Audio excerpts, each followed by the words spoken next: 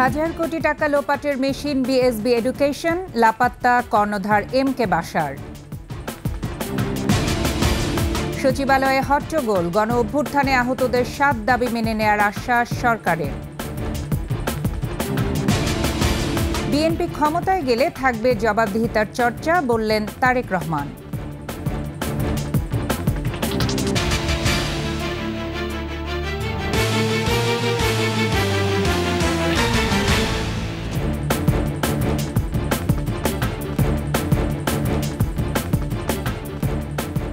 শুনছিলেন সংবাদ শিরোনাম। 21শে সংবাদে প্রত্যেককে আমন্ত্রণ জানাচ্ছি আমি ফারজানা আখি। দর্শক, 21শে টেলিভিশনের সংবাদ একই সাথে সরাসরি দেখতে পাবেন আমাদের ফেসবুক পেজ www.facebook.com/2124 অনলাইনে। এছাড়া সাবস্ক্রাইব করতে পারেন www.youtube.com/21eTV চ্যানেলে। হাজার হাজার কোটি টাকা লোপাটের মেশিন হিসেবে এম.কে. বাশার গড়ে তুলেছেন এডুকেশন গ্রুপ।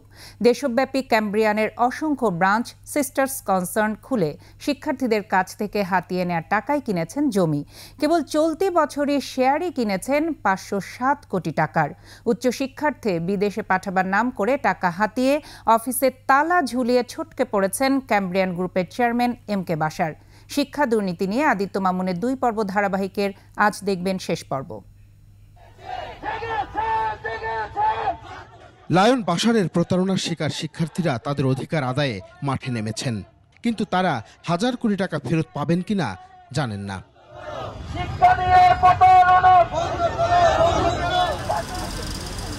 শিক্ষার্থীদের অভিযোগে অনুসন্ধানে দেখা যায় গুলশানের সব অফিস তালাবদ্ধ। কাউন্সেলিং, রিফান্ডিং, ভিসা প্রসেসিং অফিসগুলোতেও কাউকে পাওয়া যায়নি। ক্যাম্বিয়ান এডুকেশন গ্রুপের একটি অঙ্গ প্রতিষ্ঠান বিএসবি গ্লোবাল নেটওয়ার্কের একটি আকর্ষণীয়, লোভনীয় এবং চটকদার বিজ্ঞাপন। যে বিজ্ঞাপনের মূল বিষয়টি হচ্ছে সাধারণ শিক্ষার্থীদেরকে প্রলোভন দিয়ে তাদের ফাঁদে ফেলা। ধার দেনা আর জমি বিক্রি করে যারা বিদেশ গমনের প্রত্যাশায় ক্যাম্ব্রিয়ানকে টাকা দিয়েছিলেন, এমন ভুক্তভোগী 2 শিক্ষার্থীকে পায় 21শে টেলিভিশন। ওনারা আমার সেমিস্টারের টাকা নিয়েছে ঠিকই, আমার কাছ থেকে 12,86,000 টাকা, কিন্তু একটা টাকাও ওনারা কানাডিয়ান ইউনিভার্সিটিতে জমা দেন। তো আমি ওই টাকা ফেরত নিতে এসেছিলাম, এখন দেখি সব বন্ধ। বিদেশে পরবর্তীতে যে আবার ট্রাই করবে বাইরে যাওয়ার জন্য, সেটাও করতে পারতেছে না। 2 শিক্ষার্থীকে সাথে নিয়ে ক্যাম্ব্রিয়ানের আরও অভিযুক্ত প্রতিষ্ঠানগুলোতে যায় 21। Lion MK. বাশারের প্রতারণার বিষয়ে জানে আশপাশের আরও প্রতিষ্ঠান, যেন লায়ন বাশারের সহজাত প্রবণতাই প্রতারণা।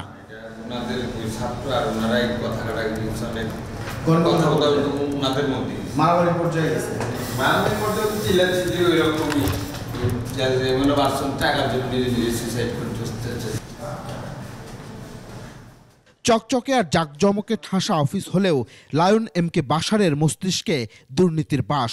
লোভ আর চাতুর্যের সম্মিলনের মাধ্যমে তিনি হয়ে উঠেছেন হ্যামিলনের বাসিওয়ালা। অফিসটি তালাবদ্ধ, সেটি বিএসবি ক্যাম্ব্রিয়ানের। এখানেই স্টুডেন্ট ভিসা প্রসেসিংয়ের নামে শত শত স্টুডেন্টের হাজার হাজার কোটি টাকা লোপাট করা হয়েছে। তারপর তালাবদ্ধ করে তারা পালিয়ে গেছে। প্রতারণার অভিযোগের বিষয়ে জানতে গুলশান সার্কেল 2 এবং নতুন বাজার ক্যাম্ব্রিয়ানের অফিসে গিয়েও পাওয়া যায়নি লায়ন বাশারকে।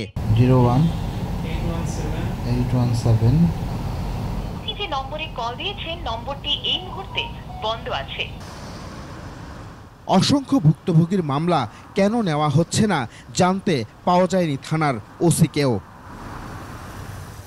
অভিযোগ আছে ক্ষতিগ্রস্ত শিক্ষার্থীদের টাকায় বসুন্ধরা আবাসিক এলাকায় কিনেছেন জমি। খান ব্রাদার্স নামে একটি গ্রুপ অফ কোম্পানির 500 কোটি টাকার শেয়ারও কিনেছেন লায়ন বাশার।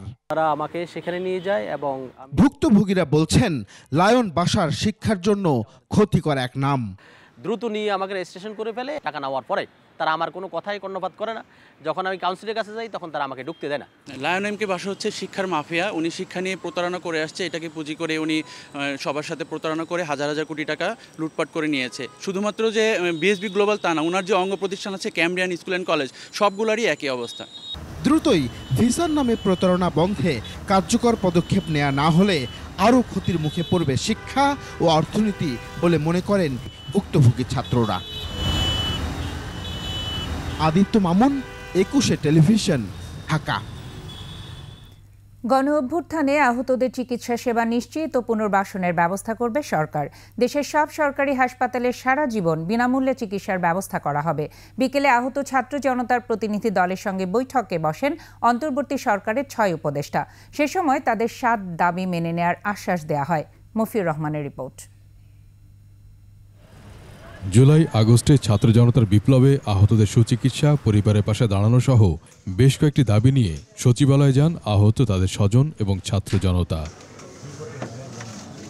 সচিবালয়ে আসার পর নিজেদের মাঝে বেশ কয়েক দফা বাকবিতণ্ডায় জড়ান আহতরা।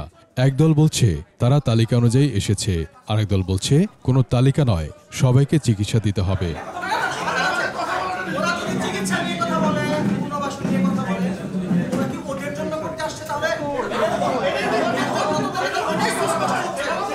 বিকেল 4:30টার পর বৈঠক শুরু হলে আসেন সরকারের উপদেষ্টারা। এতে উপস্থিত ছিলেন স্বাস্থ্য উপদেষ্টা নূরজাহান বেগম, সমাজ কল্যাণ উপদেষ্টা শারমিন এস মুর্শিদ, উপদেষ্টা মাহফুজ আলম, ডাক, টেলিযোগাযোগ ও তথ্য প্রযুক্তি এবং তথ্য ও সম্প্রচার উপদেষ্টা মোহাম্মদ নাহিদ ইসলাম, যুব ও ক্রীড়া এবং স্থানীয় সরকার উপদেষ্টা আসিফ মাহমুদ সজীব ভূঁইয়া বৈঠকে উপস্থিত ছিলেন। আহতদের পক্ষ থেকে বেশ কয়েকজন কথা বলেন, তুলে ধরেন দাবি দেওয়া। সে সময় সমন্বয়করা তাদের মতামত তুলে ধরেন। আপনারা এখানে যারা আছেন সবাই 24-এর অভ্যুত্থানের যোদ্ধা। বৈঠক শেষে জানানো হয় আহতদের সুচিকিৎসায় যথাযথ ব্যবস্থা নেওয়া হবে। চিকিৎসার ক্ষেত্রে সরকারি হাসপাতাল, এমনকি যে সকল বেসরকারি হাসপাতালে বিশেষ সেবা আছে সেগুলোকে অন্তর্ভুক্ত করে এই অভ্যুত্থানের সকল আহত যোদ্ধার সর্বোত্তম চিকিৎসা সেবা নিশ্চিত করা হবে। তাদের জায়গাটা অবশ্যই আমাদের প্রায়োরিটি। এই সিদ্ধান্তগুলো কিন্তু আমাদের আগে থেকেই ছিল এবং এই কার্যকর উদ্যোগগুলো কিন্তু অলরেডি শুরু হয়েছে। 5 কর্মদিবসের মধ্যে রূপরেখা দেওয়া হবে বলেও জানানো হয়। মফিউর রহমান, 21 টেলিভিশন, ঢাকা। সমাজের প্রতিনিধিত্বশীল ব্যক্তিদের নির্বাচিত সরকারে অংশগ্রহণ নিশ্চিতে দ্বিকক্ষ বিশিষ্ট সংসদ ব্যবস্থা প্রবর্তনের প্রত্যয় ব্যক্ত করেছেন বিএনপির ভারপ্রাপ্ত চেয়ারম্যান তারেক রহমান। ক্ষমতায় গেলে জবাবদিহিতার চর্চা নিশ্চিত করা হবে বলেও মন্তব্য করেন তিনি। ওমর ফাহিমের রিপোর্ট। রাষ্ট্র সংস্কারের 31 দফা প্রস্তাব জনগণের দোরগোড়ায় পৌঁছাতে চায় বিএনপি। সেই লক্ষ্যেই রাজধানীর গুলশানে সেমিনারের আয়োজন করে দলটি। সভাপতিত্ব করেন দলটির মহাসচিব মির্জা ফখরুল ইসলাম আলমগীর। এর সাথে যুগপৎ আন্দোলনের দলসহ আলোচনায় অংশ নেন বিভিন্ন দেশের প্রতিনিধিরা। ভার্চুয়ালি যুক্ত হন বিএনপির ভারপ্রাপ্ত চেয়ারম্যান তারেক রহমান। বলেন, বিএনপি ক্ষমতায় গেলে রাষ্ট্র ও সরকারের সকল জবাবদিহিতার চর্চা নিশ্চিত করা হবে। থাকবে না 2 বারের বেশি প্রধানমন্ত্রী হওয়ার বিধান। বাংলাদেশের স্বৈরাচারী ব্যবস্থা যেন আর পুনরাবৃত্তি না ঘটে সেটি নিশ্চিত করতে বিএনপি সংবিধানে এমন ব্যবস্থা রাখতে চায় যাতে কেউ পরপর 2 বারের বেশি প্রধানমন্ত্রী হতে না পারে। রাষ্ট্র পরিচালনায় সমাজের জ্ঞানী গুণীদের প্রতিনিধিত্ব এবং অংশগ্রহণ নিশ্চিত করতে দ্বিকক্ষ বা বাইক্যামেরাল পার্লামেন্ট সিস্টেম প্রবর্তন করতে চায়।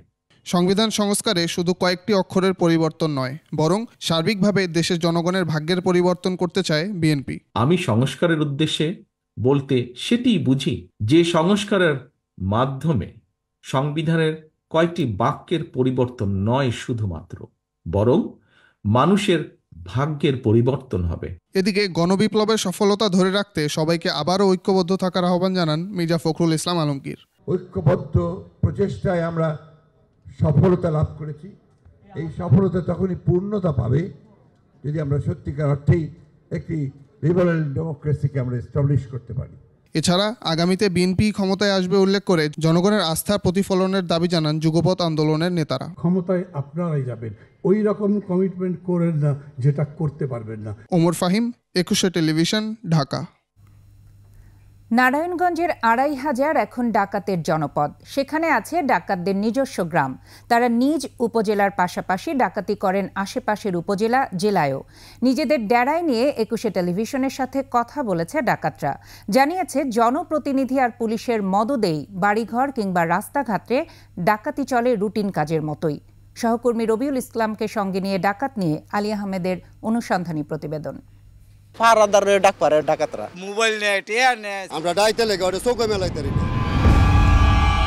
নারায়ণগঞ্জের ২৫০০, সেখানে ডাকাতরা বিচরণ করে নির্ভয়ে। রাত হলেই ডাকাতরা হামলে পড়ে বিভিন্ন বাড়িতে। ডাকাত ৩ জন ঢুকছে, মাই যে ঘরে কইতাছে কানের জিনিসটি দে, হয়তো একটু দেরি হয়ে গেছে, দুইটা শটকনা দিছে আমার গলাতে ছুরি ধরছে, যদি লড়াস তো জীবনে মেরালাম, লড়ার কোনো ক্যাপাসিটি নাই।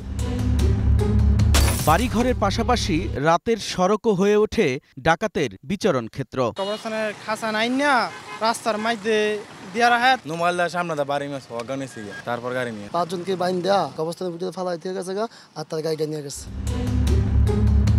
২৫০০-এ আছে ডাকাতদের আলাদা গ্রামও। চুরি করতো, ডাকাতি করতো, এমনি বদলাম হয়েছে, এর লাগে নাম বদলাইছে। ওদের সাথে গ্রামে মনে অশান্তি আছিল, চোর ডাকাতি করছিল। সব জায়গায় ডাকাইতেছে, নামটা কিন্তু মর্দার সাথে।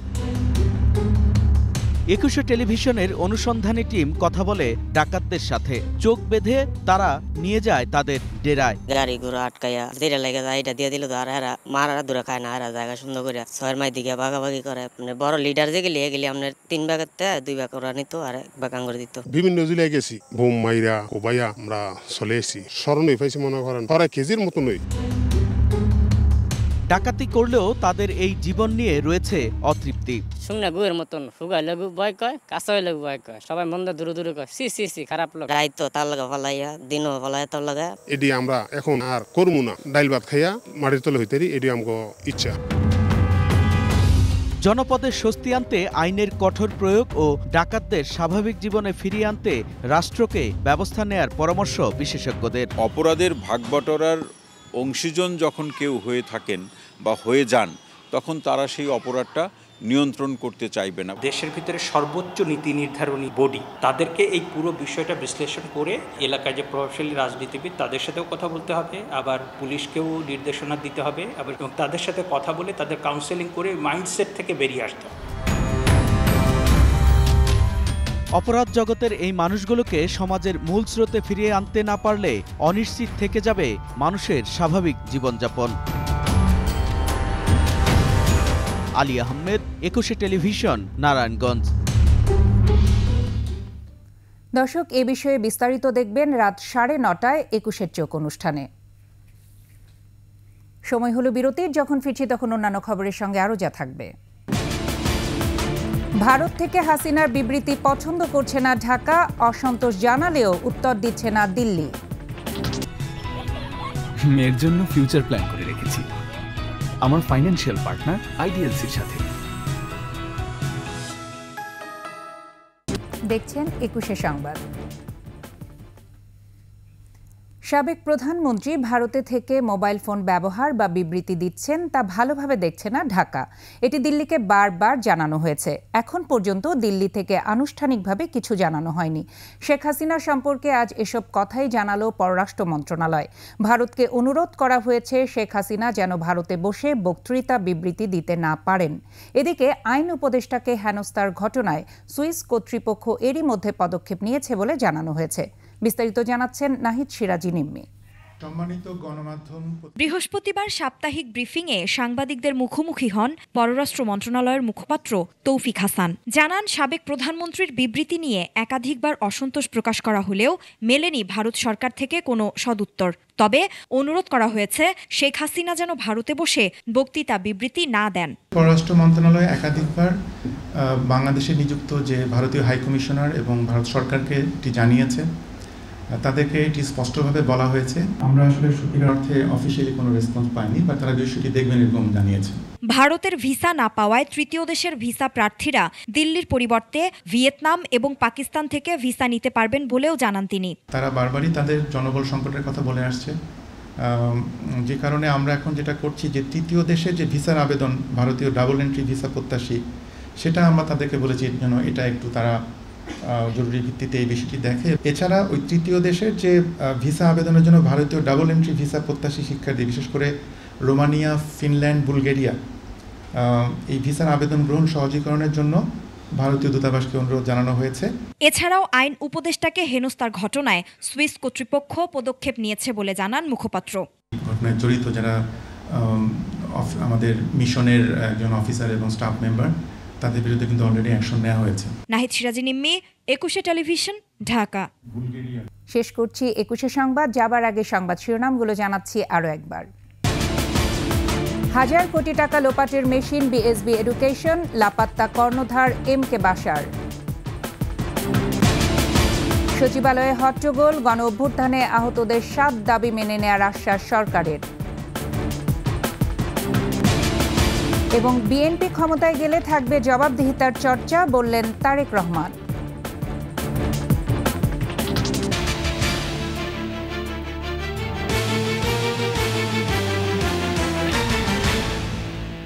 সর্বশেষ সংবাদ জানতে ডায়াল করুন 2054 নম্বরে, আর ভিজিট করুন 21-tv.com এই ওয়েবসাইটে। ফেসবুকে ভিজিট করতে পারেন www.facebook.com/2124 অনলাইনে। এছাড়া সাবস্ক্রাইব করতে পারেন www.youtube.com/21etv চ্যানেলে। এতক্ষণ সঙ্গে থাকার জন্য ধন্যবাদ। পরবর্তী সংবাদ রাত 11টায় দেখার আমন্ত্রণ রইল। 21-এর সাথেই থাকুন।